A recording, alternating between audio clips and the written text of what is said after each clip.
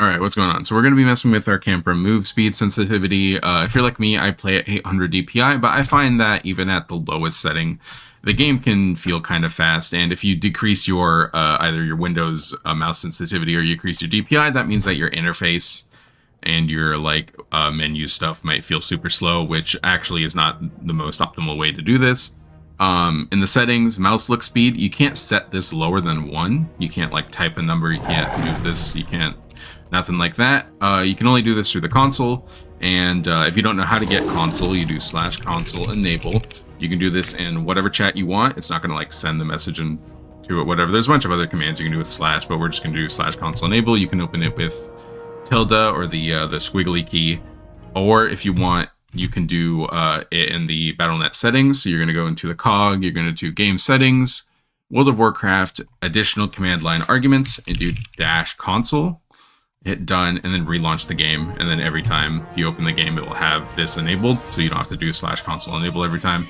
And there's going to be 2 numbers that we're going to be messing with. We're going to be doing cameraYawMoveSpeed. So yaw is your left and right. So you can see that the lowest value you can go into the settings is 90, which is 1, or the default is 180.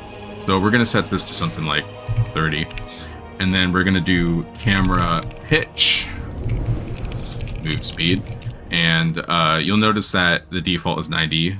It's set to 45. And an interesting thing is that the camera move speed up and down is always going to be halved with the slider, with the default way to set it.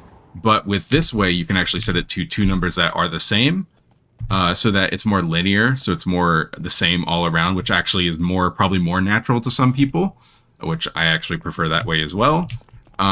If you go back into your options, you can see that it spits out a negative number.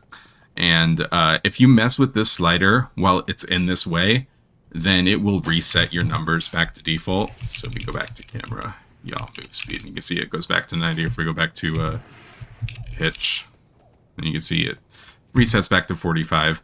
But if you set it this way through the console, it's permanent. So you do not need to reapply this every single time. You just set it once, and then you can forget about it.